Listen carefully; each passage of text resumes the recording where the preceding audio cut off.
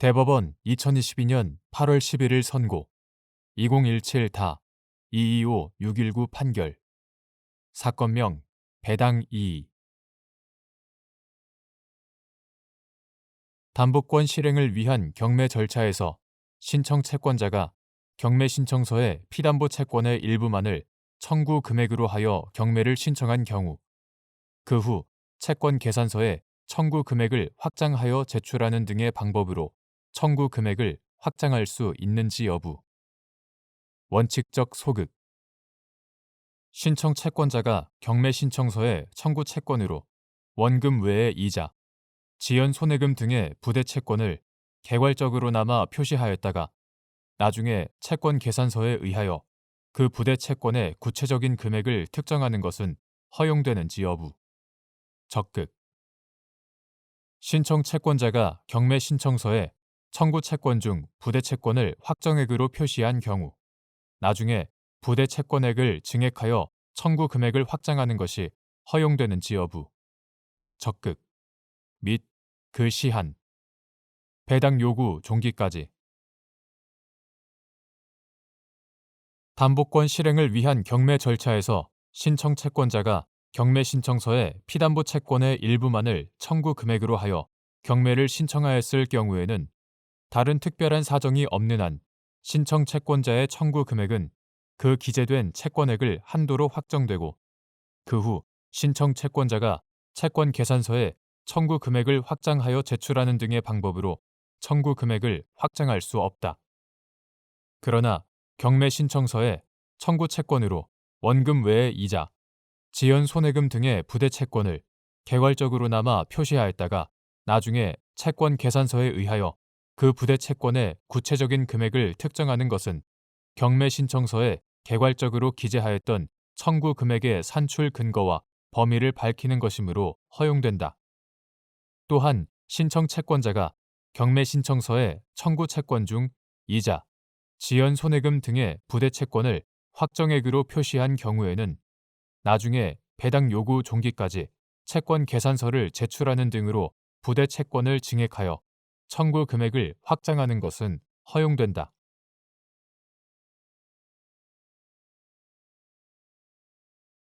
대법원 2022년 8월 11일 선고 2017-256-668 판결 사건명 배당 이의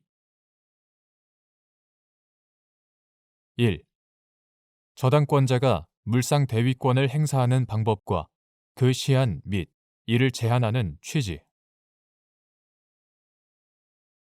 민법 제370조, 제342조에 따라 저당권자가 물상 대위권을 행사하기 위해서는 민사집행법 제273조에 의하여 담보권의 존재를 증명하는 서류를 집행법원에 제출하여 채권 압류 및 추심 명령 또는 전부 명령을 신청하거나 민사집행법 제247조에 의하여 배당 요구를 하는 방법으로 하여야 하고 이는 늦어도 민사집행법 제247조 제1항 각호 소정의 배당 요구의 종기까지 하여야 한다. 이와 같이 물상 대위권자의 권리 행사 방법과 시한을 제한하는 취지는 물상 대위의 목적인 채권의 특정성을 유지하여 그 효력을 보존함과 동시에 제3자에게 불측의 손해를 입히지 않으려는 것이다. 2.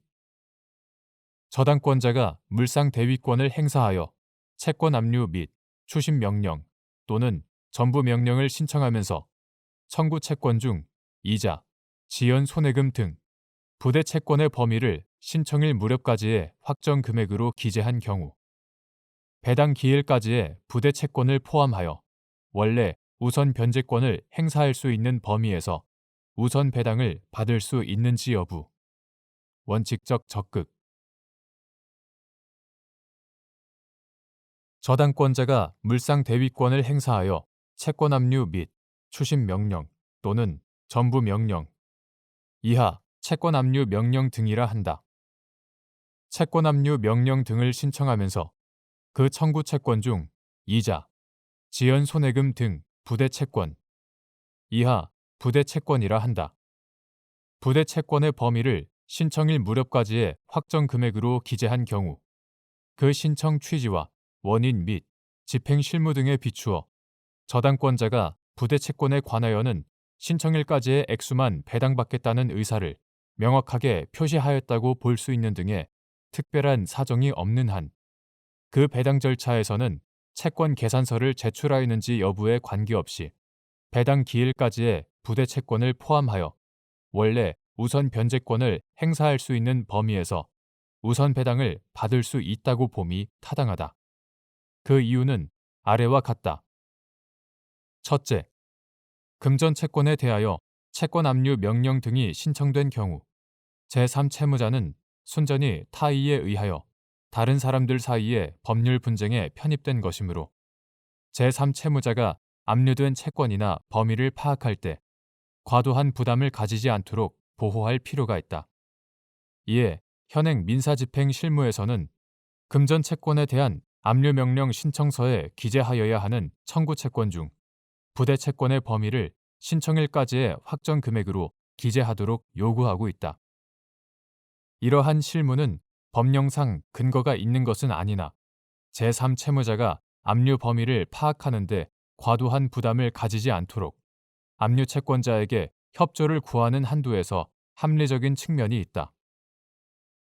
둘째, 그러나 본래 저당권자는 물상 대위권을 행사할 때 청구 채권인 저당권의 피담보 채권 중 부대 채권의 범위를 원금의 지급일까지로 하는 채권 압류 명령 등을 신청할 수 있다.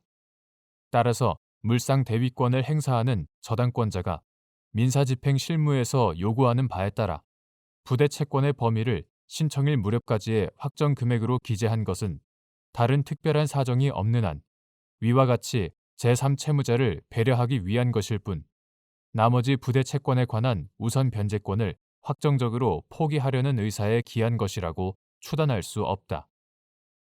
셋째, 게다가 제3채무자의 공탁, 민사집행법 제248조, 제3채무자의 공탁 등의 이유로 배당 절차가 개시된 경우에는 제3채무자의 보호가 처음부터 문제되지 않으므로 물상 대위권을 행사하는 저당권자는 원래 배당 절차에서 우선 변제권을 행사할 수 있는 범위에서 우선 배당을 받고자 하는 것이 통상적인 의사라고 볼 수 있다.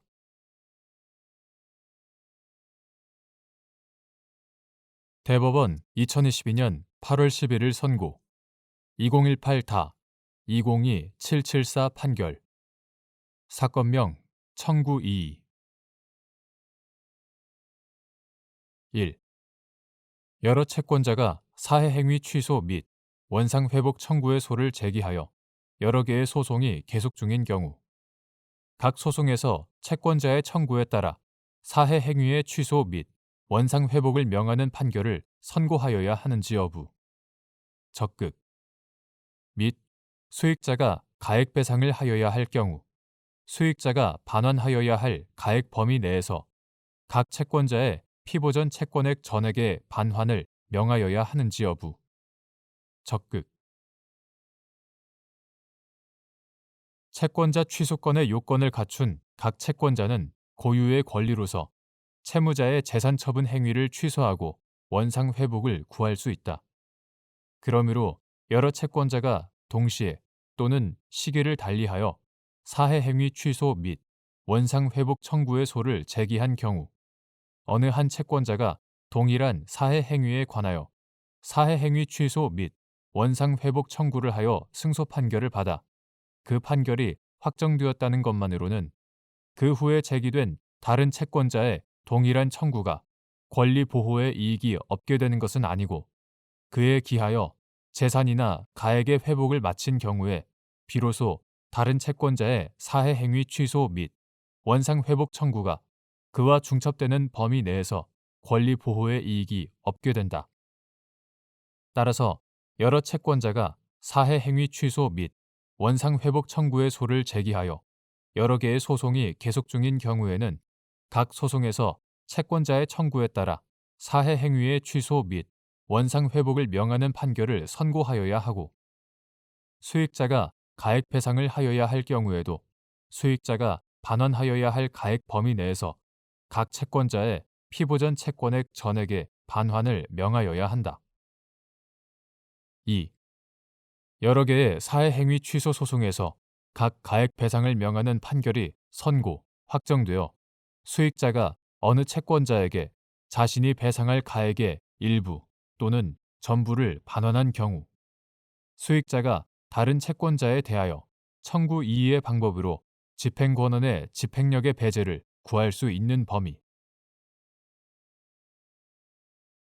여러 개의 사회행위 취소 소송에서 각 가액 배상을 명하는 판결이 선고되어 확정된 경우 각 채권자의 피보전 채권액을 합한 금액이 사회행위 목적물의 가액에서 일반 채권자들의 공동담보로 되어 있지 않은 부분을 공제한 잔액 이하 공동담보 가액이라 한다. 공동담보 가액을 초과한다면 수익자가 채권자들에게 반환하여야 할 가액은 공동담보 가액이 될 것인데 그럼에도 수익자는 공동담보 가액을 초과하여 반환하게 되는 범위 내에서 이중으로 가액을 반환하게 될 위험에 처할 수 있다. 이때 각 사회행위 취소 판결에서 산정한 공동담보 가액의 액수가 서로 달라 수익자에게 이중 지급의 위험이 발생하는지를 판단하는 기준이 되는 공동담보 가액은 그중 다액의 공동담보 가액이 이를 산정한 사회행위 취소 소송의 사실심 변론 종결 당시에 객관적인 사실관계와 명백히 다르고 해당 소송에서의 공동담보 가액의 산정 경위 등에 비추어 그 가액을 그대로 인정하는 것이 심히 부당하다고 보이는 등의 특별한 사정이 없는 한 그 다액에 해당하는 금액이라고 보는 것이 채권자 취소권의 취지 및 채권자 취소 소송에서 변론주의 원칙 등에 부합한다. 따라서 수익자가 어느 채권자에게 자신이 배상할 가액의 일부 또는 전부를 반환한 때에는 다른 채권자에 대하여 각 사회행위 취소 판결에서 가장 다액으로 산정된 공동담보 가액에서 자신이 반환한 가액을 공제한 금액을 초과하는 범위에서 청구 이의의 방법으로 집행권원의 집행력의 배제를 구할 수 있을 뿐이다.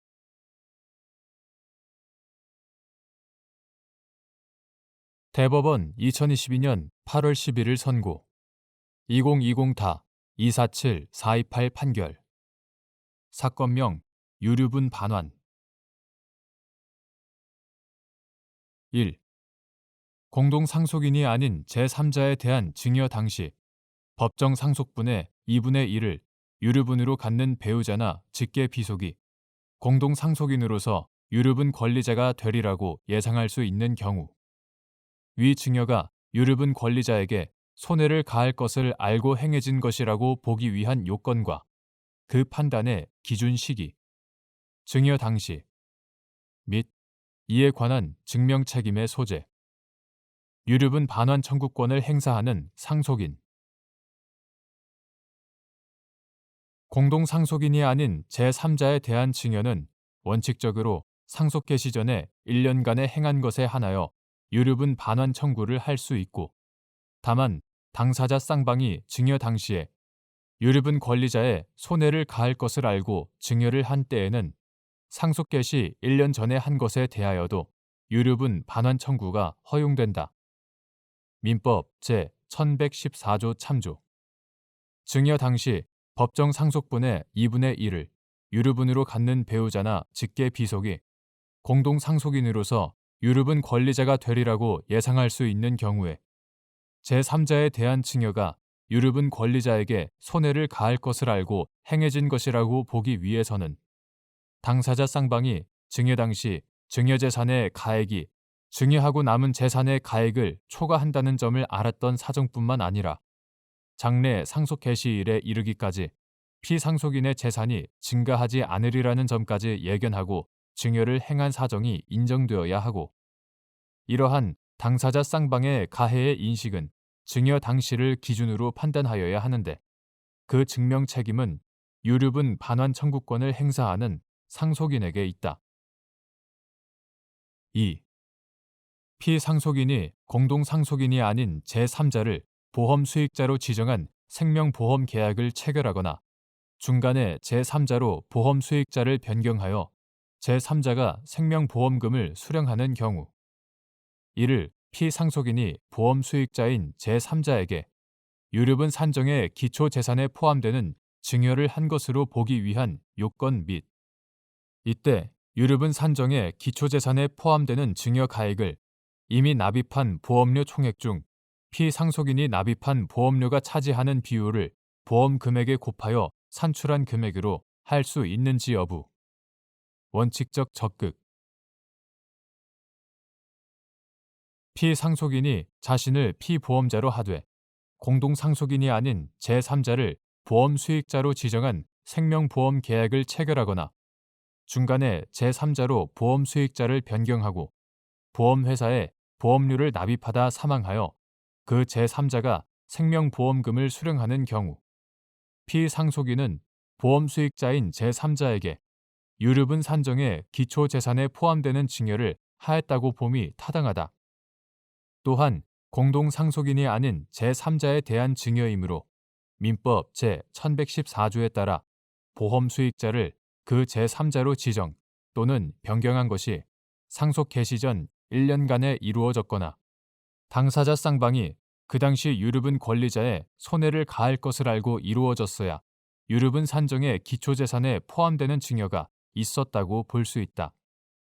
이때 유류분 산정의 기초재산에 포함되는 증여가액은 피상속인이 보험 수익자 지정 또는 변경과 보험료 납입을 통해 의도한 목적, 제3자가 보험 수익자로서 얻은 실질적 이익 등을 고려할 때 특별한 사정이 없으면 이미 납입된 보험료 총액 중 피상속인이 납입한 보험료가 차지하는 비율을 산정하여 이를 보험 금액에 곱하여 산출한 금액으로 할 수 있다. 3. 유류분 부족액을 산정할 때 유류분액에서 공제하여야 하는 순상속분액을 산정하는 방법. 유류분 권리자의 구체적인 상속분보다 그가 부담하는 상속 채무가 더 많은 경우라도 유류분 권리자가 한정 승인을 한 때에는 순상속분액을 0으로 보아 유류분 부족액을 산정하여야 하는지 여부. 적극. 유류분 권리자가 반환을 청구할 수 있는 유류분 부족액은 유류분액에서 유류분 권리자가 받은 특별 수익액과 순상속분액을 공제하는 방법으로 산정하는데, 유류분액에서 공제할 순상속분액은 특별 수익을 고려한 구체적인 상속분에서 유류분 권리자가 부담하는 상속 채무를 공제하여 산정한다. 이처럼 유류분액에서 순상속분액을 공제하는 것은 유류분 권리자가 상속 개시에 따라 받은 이익을 공제하지 않으면 유류분 권리자가 이중의 이득을 얻기 때문이다. 유류분 권리자의 구체적인 상속분보다 유류분 권리자가 부담하는 상속 채무가 더 많다면, 즉 순상속분액이 음수인 경우에는 그 초과분을 유류분액에 가산하여 유류분 부족액을 산정하여야 한다. 이러한 경우에는 그 초과분을 유류분액에 가산해야 단순 승인 상황에서 상속 채무를 부담해야 하는 유류분 권리자의 유류분액만큼 확보해 줄 수 있기 때문이다. 그러나 위와 같이 유류분 권리자의 구체적인 상속분보다 유류분 권리자가 부담하는 상속 채무가 더 많은 경우라도 유류분 권리자가 한정 승인을 했다면 그 초과분을 유류분액에 가산해서는 안 되고 순상속분액을 0으로 보아 유류분 부족액을 산정해야 한다. 유류분 권리자인 상속인이 한정 승인을 하였으면 상속 채무에 대한 한정 승인자의 책임은 상속 재산으로 한정되는데, 상속 채무 초과분이 있다고 해서 그 초과분을 유류분액에 가산하게 되면 법정 상속을 통해 어떠한 손해도 입지 않은 유류분 권리자가 유류분액을 넘는 재산을 반환받게 되는 결과가 되기 때문이다. 상속 채권자로서는 피상속인의 유증 또는 증여로 피상속인이 채무 초과 상태가 되거나 그러한 상태가 더 나빠지게 되었다면 수증자를 상대로 채권자 취소권을 행사할 수 있다.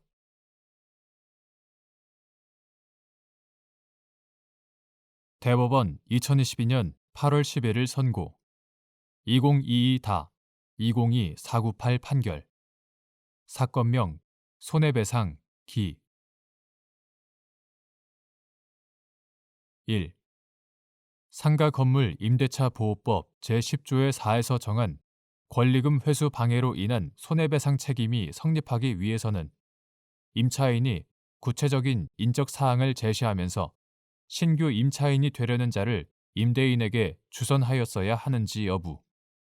원칙적 적극. 임대인이 정당한 사유 없이 임차인이 주선할 신규 임차인이 되려는 자와 임대차 계약을 체결할 의사가 없음을 확정적으로 표시한 경우, 임차인이 실제로 신규 임차인을 주선하지 않았더라도 임대인에게 권리금 회수 방해로 인한 손해배상을 청구할 수 있는지 여부. 적극. 상가 건물 임대차 보호법 이하 상가 임대차법이라 한다. 상가 임대차법 제10조의 3, 제10조의 4의 문헌과 내용, 입법 취지 등을 종합하면 임차인이 구체적인 인적 사항을 제시하면서 신규 임차인이 되려는 자를 임대인에게 주선하였음에도 임대인이 상가 임대차법 제10조의 4, 제1항에서 정한 기간에 이러한 신규 임차인이 되려는 자에게 권리금을 요구하는 등 위 제1항 각 호의 어느 하나에 해당하는 행위를 함으로써 임차인이 신규 임차인으로부터 권리금을 회수하는 것을 방해한 때에는 임대인은 임차인이 입은 손해를 배상할 책임이 있다. 특히 임대차 계약이 종료될 무렵 신규 임차인의 주선과 관련해서 임대인과 임차인이 보인 언행과 태도, 이를 둘러싼 구체적 사정 등을 종합적으로 살펴볼 때 임대인이 정당한 사유 없이 임차인이 신규 임차인이 되려는 자를 주선하더라도 그와 임대차 계약을 체결하지 않겠다는 의사를 확정적으로 표시한 경우에는 임차인이 실제로 신규 임차인을 주선하지 않았더라도 위와 같은 손해배상 책임을 진다. 2. 임대인이 신규 임차인이 되려는 사람과 임대차 계약 체결을 위한 협의 과정에서 철거, 재건축 계획 및 그 시점을 고지하였다는 사정만으로 상가 건물 임대차 보호법 제10조의 4, 제1항, 제4호에서 정한 권리금 회수 방해 행위에 해당한다고 볼 수 있는지 여부. 원칙적 소극. 이는 임대인의 고지 내용에 같은 법 제10조 제1항 제7호 각 목의 요건이 충족되지 않더라도 마찬가지인지 여부. 적극. 건물 내구 연한 등에 따른 철거, 재건축의 필요성이 객관적으로 인정되지 않거나 그 계획, 단계가 구체화되지 않았음에도 임대인이 신규 임차인이 되려는 사람에게 짧은 임대 가능 기간만 확정적으로 제시, 고수하는 경우 또는 임대인이 신규 임차인이 되려는 사람에게 고지한 내용과 모순되는 정황이 드러나는 등의 특별한 사정이 없는 한 임대인이 신규 임차인이 되려는 사람과 임대차 계약 체결을 위한 협의 과정에서 철거, 재건축 계획 및 그 시점을 고지하였다는 사정만으로는 상가 건물 임대차 보호법 이하 상가 임대차법이라 한다. 제10조의 4, 제1항, 제4호에서 정한 권리금 회수 방해 행위에 해당한다고 볼 수 없다. 임대차 계약의 갱신에 관한 상가 임대차법 제10조 제1항과 권리금의 회수에 관한 상가 임대차법 제10조의 3, 제10조의 4의 각 규정의 내용, 취지가 같지 아니한 이상 후자의 규정이 적용되는 임대인의 고지 내용에 상가 임대차법 제10조 제1항 제7호 각 목의 요건이 충족되지 않더라도 마찬가지이다.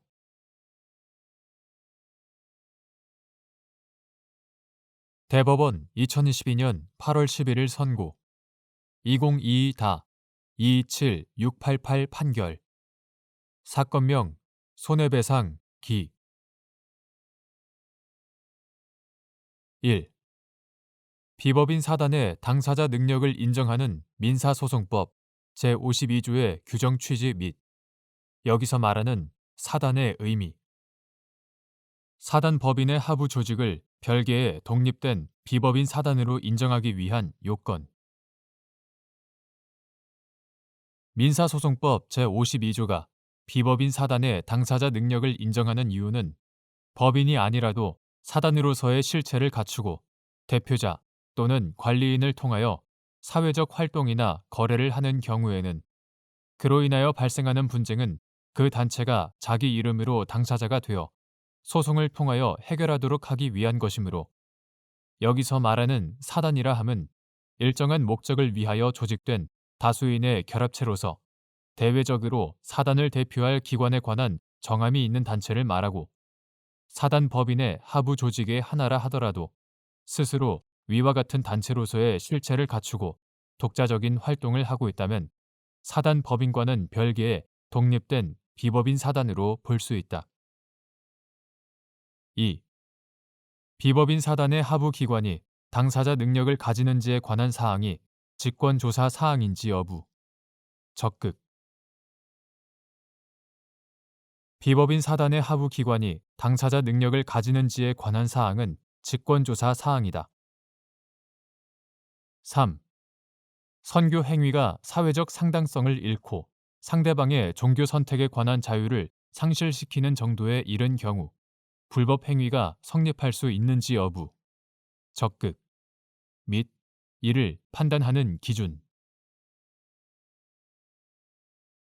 종교의 자유에는 자기가 신봉하는 종교를 널리 알리고 새로운 신자를 모으기 위한 선교의 자유가 포함되고, 선교의 자유에는 다른 종교를 비판하거나 다른 종교의 신자에 대하여 개종을 권유하는 자유도 포함된다. 그러나 선교의 자유를 행사함에 있어 상대방이 가지는 종교 선택의 자유를 존중하여야 하고, 구체적인 선교 행위가 종교에 관한 정보를 제공하고 개종을 권유하는 등으로 종교 선택의 자유 발현에 조력하는 정도를 벗어나 그 목적과 방법에 있어 사회적 상당성을 잃고 상대방의 종교 선택에 관한 자유를 상실시키는 정도에 이른 경우에는 불법 행위가 성립할 수 있다. 여기에서 선교 행위가 사회적 상당성을 잃었는지는 선교 행위의 목적과 방법 내지 수단 등을 고려하여 선교 행위로서의 정당한 범위를 일탈하였는지에 따라 판단하고, 선교 행위로 상대방의 종교 선택의 자유가 상실될 정도에 이르렀는지는 상대방의 나이, 학력, 기존 신앙 생활을 비롯한 사회적 경험, 선교자와 상대방의 관계, 상대방이 종교를 선택하게 된 경위, 상대방이 종교를 선택하기 전후의 태도나 생활의 변화 등 여러 사정을 고려하여 개별적, 구체적으로 판단하여야 한다. 4. 갑 종교단체에 입교하였다가 탈퇴한 의리.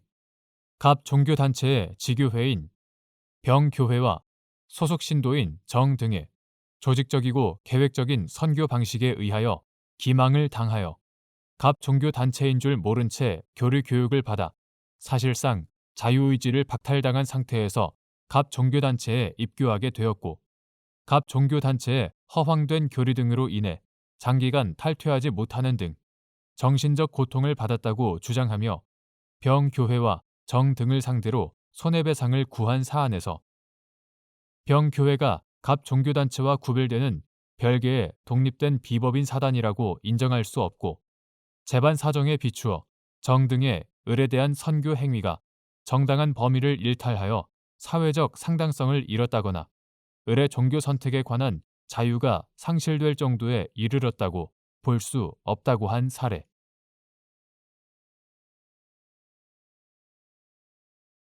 대법원 2022년 8월 11일 선고. 2022-233560 판결. 사건명 용역비. 1. 구 집합건물의 소유 및 관리에 관한 법률 제9조의 3에 따라 집합건물을 관리하던 분양자와 관리 위탁계약을 체결한 위탁관리업자가 새롭게 관리를 개시하는 관리단을 상대로 분양자와 체결한 관리 위탁계약의 효력을 주장할 수 있는지 여부. 원칙적 소극. 분양자가 부담하는 집합 건물에 관한 관리 권한과 의무는 관리단의 위임이나 지시 혹은 그러한 내용의 약정에 의하여 비로소 발생하는 것이 아니라 집합 건물의 소유 및 관리에 관한 법률 2020년 2월 4일 법률 제16919호로 개정되기 전의 것 이하 집합건물법이라고 한다. 집합건물법 제9조의 3에 따라 분양자에게 부과된 자기의 고유한 권한이자 의무라고 할 것이어서 분양자는 집합 건물을 관리하면서 선량한 관리자의 주의를 기울여야 한다는 제약을 받기는 하지만 관리단의 관여나 간섭 없이 스스로의 필요나 판단에 따라 자유로운 의사에 기하여 그 관리 업무를 수행하는 방식을 선택할 수 있다. 관리단의 집합 건물에 대한 관리가 개시되면 집합건물법 제9조의 3에 따라 집합 건물을 관리하던 분양자는 그때의 관리비 징수 권한을 포함한 관리 권한을 상실하게 되고 관리단이 집합건물법에서 부여받은 관리 권한을 행사할 수 있게 된다. 분양자의 관리 권한과 의무는 관리단의 그것과는 서로 구분되는 것이므로 분양자가 집합 건물을 관리하면서 형성된 관리 업무에 관한 법률 관계가 새롭게 관리를 개시하는 관리단에 당연히 승계되는 것도 아니다. 따라서 분양자와 관리 위탁 계약을 체결한 위탁 관리업자는 특별한 사정이 없는 한 그러한 관리 위탁 계약의 효력을 관리단에 주장할 수 없다. 2. 집합 건물의 분양자들과 관리 위탁 계약을 체결하고 집합 건물의 관리 업무를 수행하던 갑 주식회사가 집합 건물의 관리단이 새롭게 관리를 개시하면서 다른 업체를 관리 업체로 선정하여 갑 회사의 관리 업무에 인계를 요청하였는데도 미납된 용역비를 정산받을 때까지 인계를 할 수 없다며 관리 업무를 계속하다가 관리단이 갑 회사를 상대로 관리 행위의 금지를 구하는 가처분 신청을 제기하여 그 신청을 인용하는 결정이 내려져 확정되자 관리 업무를 중단한 다음 관리단을 상대로 위탁 용역비 상당의 부당 이득 반환을 구한 사안에서 갑 회사가 구하는 위탁 용역비 중 관리 인력 인건비 상당의 부당 이득 반환 청구를 배척한 원심 판단에 법리 오해 등의 잘못이 있다고 한 사례.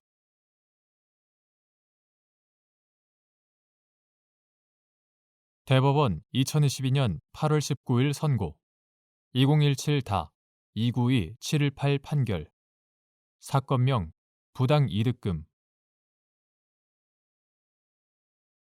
승진 발령이 무효임에도 근로자가 승진 발령이 유효함을 전제로 승진된 직급에 따라 계속 근무한 경우 승진 후 제공된 근로의 가치가 승진 전과 실질적 차이가 없음에도 단지 직급의 상승만을 이유로 임금이 상승한 부분이 있다면 근로자가 이를 부당 이득으로 사용자에게 반환하여야 하는지 여부, 적극 및 여기서 승진 전후 제공된 근로의 가치 사이에 실질적으로 차이가 있는지 판단하는 기준.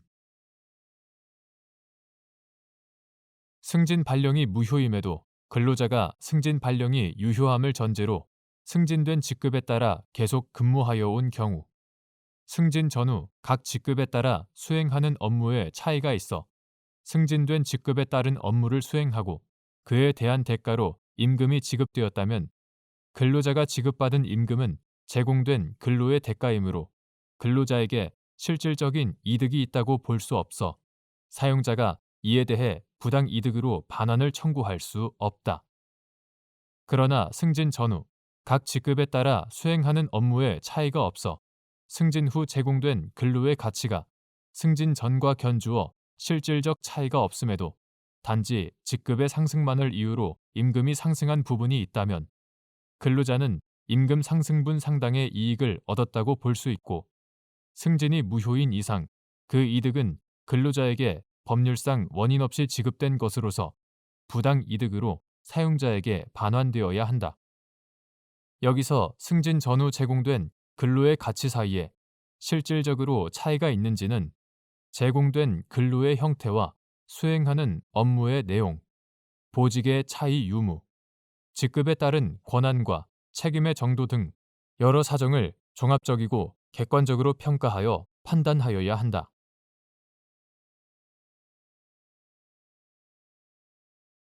대법원 2022년 8월 19일 선고 2020다 220-140 판결 사건명 물품 인도 청구 1. 임치 계약 해지에 따른 임치물 반환 청구권의 소멸시효 기산점 임치 계약이 성립하여 임치물이 수취인에게 인도된 때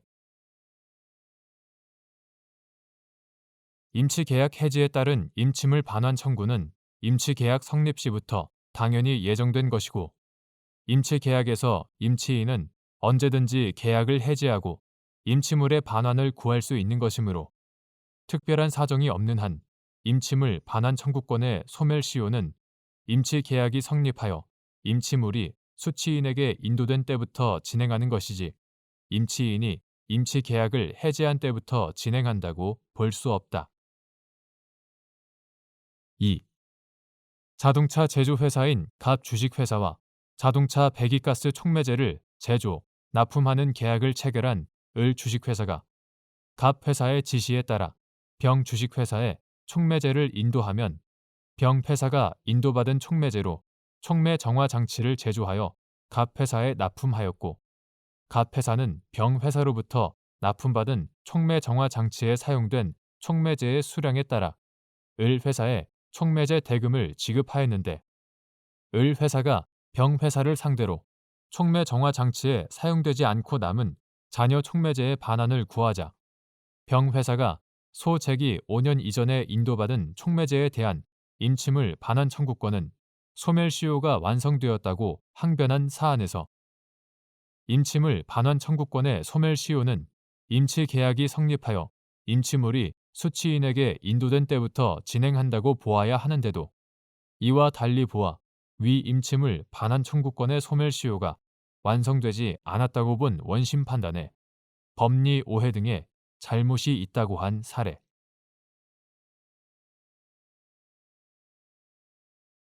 대법원 2022년 8월 19일 선고 2020다 263-574 판결 사건명 손해배상 등 청구의 소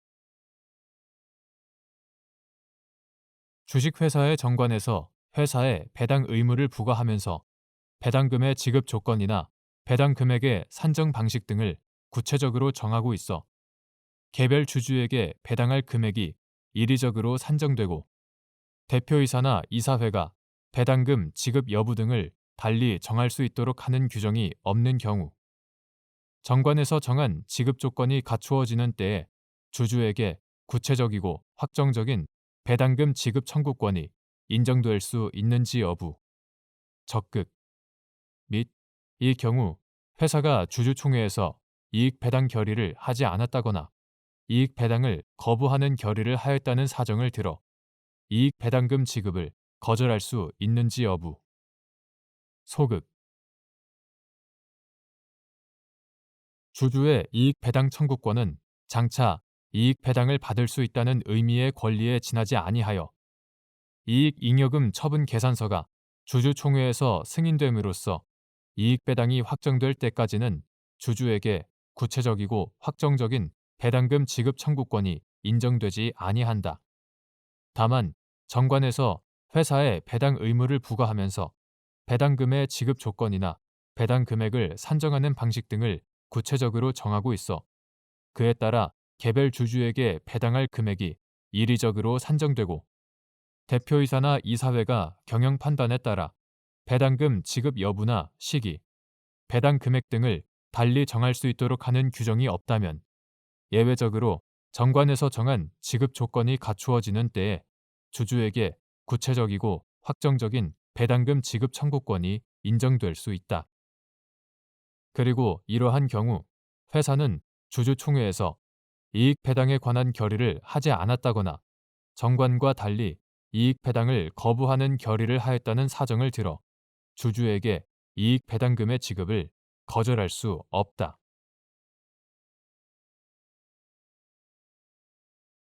대법원 2022년 8월 19일 선고 2020-296819 판결. 사건명 퇴직금 청구. 1. 근로기준법상 근로자에 해당하는지 판단하는 기준. 근로기준법상 근로자에 해당하는지는 계약의 형식보다 근로 제공 관계의 실질이 근로 제공자가 사업 또는 사업장에 임금을 목적으로 종속적인 관계에서 사용자에게 근로를 제공하였는지에 따라 판단해야 한다. 여기에서 종속적인 관계인지는 업무 내용을 사용자가 정하고 취업 규칙 또는 복무 규정 등의 적용을 받으며 업무 수행 과정에서 사용자가 지휘, 감독을 하는지, 사용자가 근무 시간과 근무 장소를 지정하고 근로 제공자가 이에 구속을 받는지, 근로 제공자가 스스로 비품, 원자재나 작업도구 등을 소유하거나 제3자를 고용하여 업무를 대행하게 하는 등 독립하여 자신의 계산으로 사업을 영위할 수 있는지, 근로 제공을 통한 이윤의 창출과 손실의 초래 등 위험을 스스로 안고 있는지, 보수의 성격이 근로 자체의 대가적 성격인지, 기본급이나 고정급이 정해졌고 근로소득세를 원천 징수하였는지, 그리고 근로 제공 관계의 계속성과 사용자에 대한 전속성의 유무와 정도, 사회보장제도에 관한 법령에서 근로자로서 지위를 인정받는지 등의 경제적, 사회적 여러 조건을 종합해서 판단해야 한다. 2. 채권 추심원의 근로자성이 다투어지는 개별 사건에서 근로자에 해당하는지는 구체적인 사실관계와 증명의 정도에 따라 달라질 수 있는지 여부. 적극. 채권 추심원의 근로자성이 다투어지는 개별 사건에서 근로자에 해당하는지는 소속된 채권 추심 회사의 지점, 지사 등 개별 근무지에서 업무 형태가 어떻게 이루어지는지 등 구체적인 사실관계와 증명의 정도에 따라 달라질 수 있다. 3. 채권 추심 및 신용조사업 등을 영위하는 갑 주식회사와 위임 계약을 체결하고 채권 추심원의 업무를 수행한 을 등이 근로기준법상 근로자에 해당하는지 문제된 사안에서 재반 사정에 비추어 을 등이 갑 회사의 임금을 목적으로 종속적인 관계에서 근로를 제공하였다고 보기 어려우므로 근로기준법의 적용을 받는 근로자에 해당하지 않는다고 본 원심 판결을 수긍한 사례.